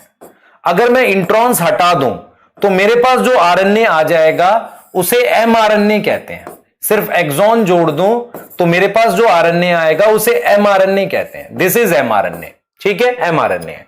तो मेरे पास ये डीएनए है, डीएनए से मेरे पास एचएनआरएनए बना और ये एमआरएनए बना। मैं आपको एक चीज बताता हूं, मेरे पास एक वायरस होता है, एक वायरस होता है, उसके अंदर आरएनए होता है जीनोम। वो वायरस क्या करता है, अपने आरएनए को किसी के सेल में भेज देता है और उस आरएनए से रिवर्स ट्रांसक्रिप्शन करके, एक प्रोसेस होता है जो ट्रांसक्रिप्शन का उल्टा होता है, रिवर्स ट्रांसक्रिप्शन करके डीएनए बना देता है। क्या बना देता है, डीएनए। और इसके लिए उसको एंजाइम चाहिए होता है रिवर्स ट्रांसक्रिप्टेज, और उस वायरस का नाम है रेट्रोवायरस। तो रिवर्स ट्रांसक्रिप्टेज एंजाइम चाहिए, आप समझ रहे हैं कौन सा एंजाइम चाहिए, मैं लिख रहा हूं, एंजाइम चाहिए रिवर्स ट्रांसक्रिप्टेज, रिवर्स ट्रांसक्रिप्टेज। ध्यान से सुनो, पहले पूरी बात समझो ध्यान से। मेरे पास बेटा नेचर में एक वायरस होता है, उस वायरस का, ध्यान से सुनेंगे, उस वायरस का मेरे पास वो जो वायरस होता है मेरे पास, जो वायरस है उस वायरस के अंदर एक एंजाइम होता है रिवर्स ट्रांसक्रिप्टेज, उसकी मदद से वो किसी और सेल में जाकर अपने आरएनए से डीएनए बनाता है। तो हम लैब में क्या करते हैं, इसका ये एंजाइम यूज कर लेते हैं वायरस का, और एमआरएनए से डायरेक्टली डीएनए बना देते हैं। तो जो हम एमआरएनए से डीएनए बनाते हैं ना, वो कौन से प्रोसेस से बनाएंगे? अगर आरएनए से डीएनए बनाते हो तो उस प्रोसेस को आप कहते हो रिवर्स ट्रांसक्रिप्शन। रिवर्स ट्रांसक्रिप्शन आपके लिए आप क्या यूज करते हो? वो एंजाइम यूज करते हो जो वायरस का था, और ये आप लैब में कर रहे हो। तो इस डीएनए को कॉम्प्लीमेंट्री डीएनए कहते हैं, because it is complementary to RNA, complementary to RNA. और सी डीएनए इस डीएनए से छोटा होता है, क्योंकि इसमें इंट्रॉन्स के लिए कोड नहीं है। तो आपको यह समझ में आना चाहिए कि मेरे पास जो मेन डीएनए है उससे बनता है एचएनआरएनए, एचएनआरएनए से बनता है एमआरएनए, एमआरएनए की रिवर्स ट्रांसक्रिप्शन से अगर आप डीएनए बनाते हैं उसे सी डीएनए कहते हैं। और रिवर्स ट्रांसक्रिप्शन एक नेचुरल प्रोसेस है वायरस के लिए। कौन से वायरस के लिए? रेट्रोवायरस के लिए। रेट्रोवायरस के पास एक एंजाइम होता है जिसका नाम रिवर्स ट्रांसक्रिप्टेज होता है। वो उसकी मदद से क्या बना लेता है बेटा? आरएनए बना ले, सॉरी डीएनए बना लेता है। तो हम क्या करते हैं, इसका एंजाइम यूज करते हैं लैब में और एक डीएनए बना लेते हैं जिसे सी डीएनए कहते हैं। क्लियर? ठीक है, क्लियर। अब बेटा एक बार आप लोग टेस्ट देंगे, ध्यान से सुनेंगे। हाँ, टेस्ट देंगे। अरे विदित दोबारा बताऊंगा, म्यूटेशन बता दो कितनी बार कहूं? म्यूटेशन क्या होता है? Change in DNA sequence. तो पूरा टॉपिक पूछता है, छोटे टॉपिक पूछेगा तो डाउट में बता पाएंगे, पूरा टॉपिक ही पूछेगा जो 2 क्लास का रहेगा तो कैसे बताएंगे? बता, एक बार फिर देख ले, फिर डाउट में पूछ। ठीक है, अब तुम सोचते हो कि पूरा पूरा चैप्टर ही पूरा डाउट में नहीं होगा ना बेटा, फिर वो 1 शॉट में आएगा आपके पास रिवीजन में। क्लियर है? हाँ, अब टेस्ट दो अपना। ठीक है, अब रोक रहे हैं क्लास को, टेस्ट दो। टेस्ट के बाद एक डाउट क्लास और लगाऊंगा, जो आपके टेस्ट के डाउट होंगे उसको पूछ लोगे आप। उसके अलावा आपने जब चैप्टर अब दोबारा पढ़ना है, आज रात में बैठ के चैप्टर पढ़ लेना, कल भी दिन है आप पढ़ोगे। टेस्ट दो, उसके बाद फिर से डिस्कस करेंगे, एक डाउट क्लास फिर से लगाऊंगा। पर बिना पढ़े डाउट मत पूछा करो, पढ़ के आया करो भाई। क्लियर है? एक लिख रहा है सेमी कंजर्वेटिव, नहीं मानेगा भाई, पढ़ ले ध्यान से, बहुत सारी चीजें बहुत टाइम लेके पढ़ाई हैं। हाँ, रेट्रो का मतलब होता है उल्टा, उल्टा कर रहा है ना, ट्रांसक्रिप्शन का उल्टा कर रहा है। पढ़ा करो यार। मैं तुम्हें वर्कशीट के आंसर नहीं दिए, मैं वो सेंड करवा देता हूं तुम्हें। बेटा आपको असाइनमेंट मिल गया होगा, चेक करना आज वाले उसमें ऐप में असाइनमेंट मिल गया होगा। मैं आपको ये नोट्स डलवा रहा हूं, ठीक है? नोट्स मैंने खुद लिखे हाथ से बहुत टाइम लगा के, तो देखना उसे, ऐसे ही सारे चैप्टर के देने की कोशिश करेंगे। ठीक है बेटा? ठीक है, हाँ। और सो जाओ जाके, कुछ तो सो गए घर वाले सबके, है ना? ठीक है, चलो बाय। ठीक है, हाँ। डाउट्स में लेता रहूंगा बेटा, आपको छोड़ूंगा नहीं, डाउट्स पढ़ाते रहेंगे। ठीक है, हाँ। टेस्ट दे लो, उसके बाद मैं हेल्प करूंगा बेटा लास्ट तक, लेकिन मुझे सिलेक्शन चाहिए। अगर आप सिलेक्शन के लिए नहीं पढ़ रहे हो या बोर्ड्स में हाईएस्ट मार्क्स नहीं लाओगे तो फिर क्या फायदा होगा टाइम वेस्ट करके ना। ठीक है, क्लियर है बच्चे? चलो ठीक है, बाय।